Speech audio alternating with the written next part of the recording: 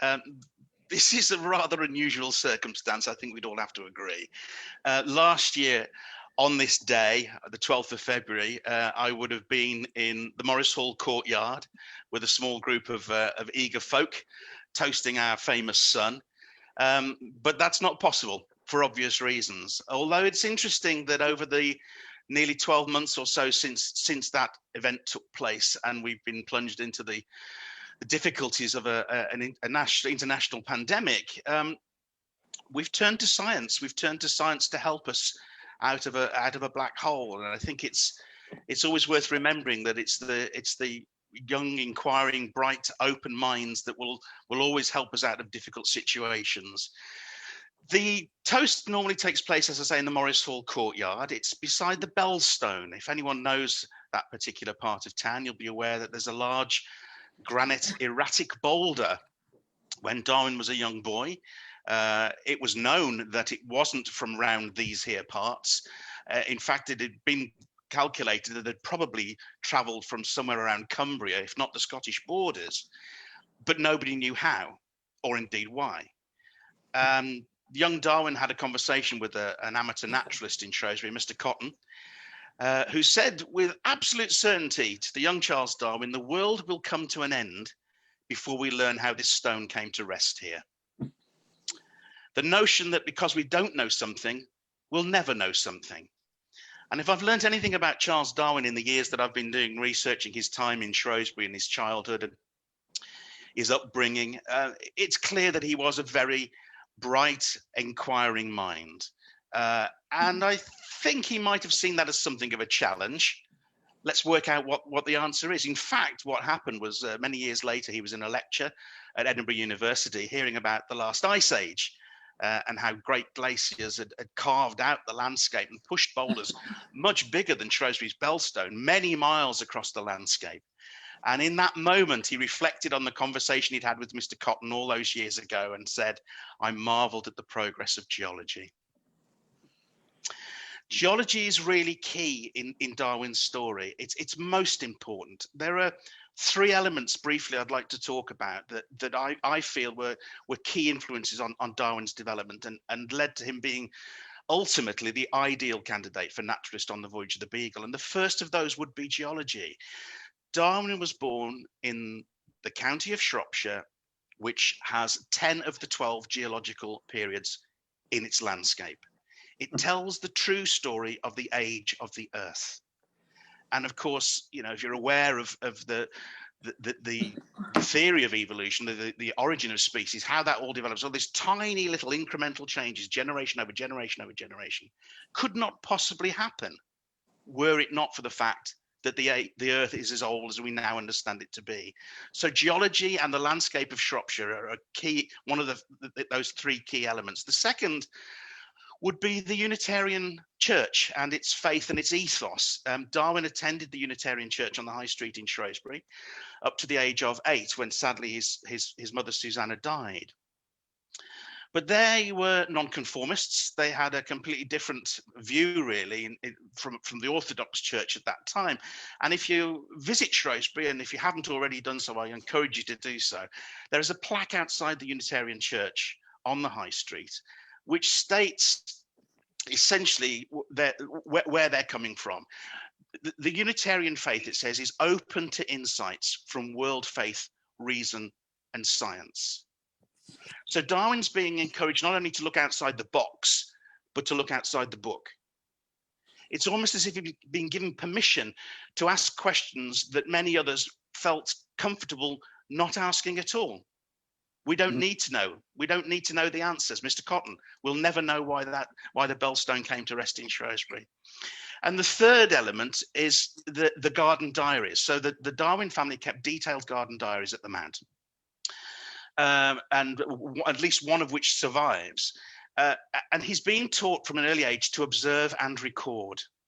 And this is most important because Darwin had no access to the kind of technology, the measuring devices, all of the gizmos that we have in modern day science. He had none of that. He had a pair of eyes, an open mind, a notepad and a pencil, observing and recording. So those three elements I feel, and these are all things that he absorbed in his time while he was in Shrewsbury. I think build up this picture of somebody who was going to be the best candidate for the Voyage of the Beagle. We must remember that he didn't leave Shrewsbury until he was 27. So he went away to Edinburgh University and came back. He went to Cambridge University and came back. Shortly afterwards, yes, he moved south and began ultimately to do all his great work at Downhouse in Kent. But he didn't arrive fully formed. There was a journey. There was a journey through his childhood, through his formative years. There's a fascination with any number of scientific disciplines that he records himself in his autobiography, which is well worth a read, by the way. So I think for all of those reasons, Shrewsbury is more than the birthplace of Charles Darwin. It's much more than that. Every famous figure in history has a birthplace, but how much does it contribute to them, to the making of that person? And we all are, to a greater or lesser extent, the consequence of the things we've done, the people we've met.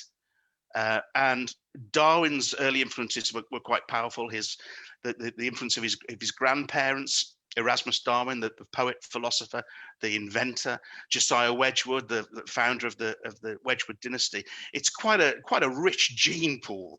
And even if you go down to his great nephew, that was Ralph Vaughan Williams, the composer. So there was either something in the water or something in the genes, although Darwin didn't know anything about genes, that created this person as he was.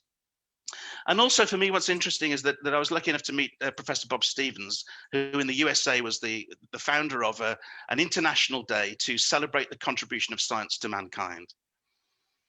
And to do that, Bob felt we needed a figurehead of some kind. Curie, Copernicus, Newton, Einstein, any number of choices, but Bob chose Darwin. And here we are on Darwin Day, still celebrated ever since it was founded by Bob all those years ago.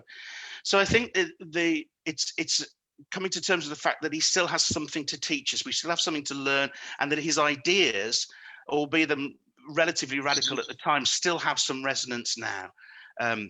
And earlier in the festival, we had a lecture about how things evolve, in terms of viruses and how and that evolutionary concept, that sort of central idea, runs through so many disciplines in science. So it's still relevant today. But finally, what I'd say is that Darwin, our Darwin, is not the hirsute, the bearded, aged gentleman, pale, male, and stale.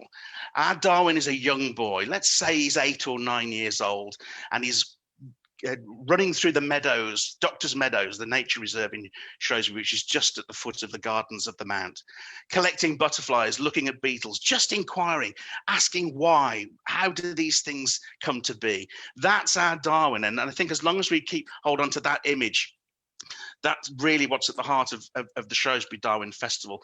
It has been this year, it has been over the last 10 years, and I'm sure it will continue to be so.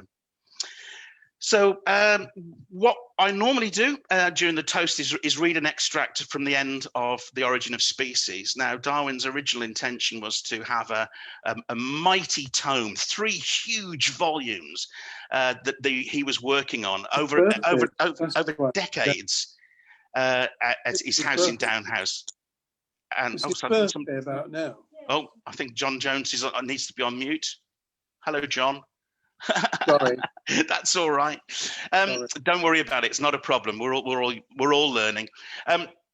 So it was intention to work on this idea over any number of decades, because, to be honest with you, he had all the time in the world. When Darwin was at Edinburgh University, he worked out that his father was most likely to leave him a substantial amount of money, not in his will, but once he reached, a reasonable age, he was going to be gifted enough money that he'd never have to worry about a penny for the rest of his life. So he's settled him down. He's got all the time in the world. The back garden is his laboratory. His children are his willing lab assistants, and they're all right with the world, until a letter arrives. a letter with attached to a small manuscript, and it was an idea that had been sketched out by Alfred Russel Wallace. This is someone Darwin had never heard of before. In fact, hardly anybody had heard of Russel Wallace before, because he was not particularly as well connected as Darwin had become in the scientific community. He's working around what was then the Spice Islands, sending back samples of exotic birds and various other bits and pieces to avid collectors back in Britain, in England. That's how he made his living. But he'd had a similar experience to Darwin's in the Galapagos, in jump island hopping, and seeing things that didn't seem to add up in his mind. He'd got this idea, he sketched it out. Who shall I send it to? What about that chap that wrote the Voyage of the Beagle? He'll probably understand where I'm coming from. So the manuscript arrives, Darwin opens it at Down House, and almost the bottom falls out of his world, because he's staring at his own idea, but written by somebody else. So Darwin maybe panicked initially, but spoke to his trusted friends, and both papers were presented at the Linnean Society. This is the year before the Origin of Species goes into publication. This is 1849. Both papers are read at the same time. Darwin is rushed into print, and as a consequence, it's not 3 huge tomes. It's a little book like that. And do you know what? It's all the better for it. This is a book about one of the most significant scientific ideas that anyone has ever had, and yet it's written so eloquently, so beautifully, almost poetically. So before we drink a toast to our famous son, let me just read the closing extract from The Origin of Species. It is interesting to contemplate an entangled bank, clothed with many plants of many kinds, with birds singing on the bushes, with various insects flitting about, and with worms crawling through the damp earth, and to reflect that these elaborately constructed forms, so different from each other and dependent on each other in so complex a manner, have all been produced by laws acting around us.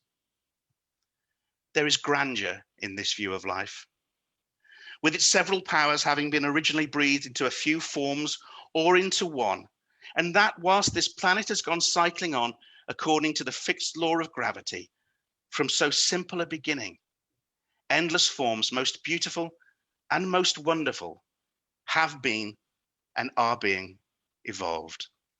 I'd invite you to unmute yourselves, raise a glass to Charlie, if we're all ready.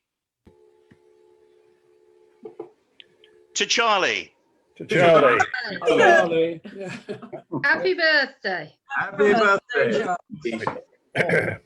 Thank you all very much indeed. And please follow the festival. There's more events to come. Thank you very much for your company today. Much appreciated. Thank you, John. Thank you. See you. Mm.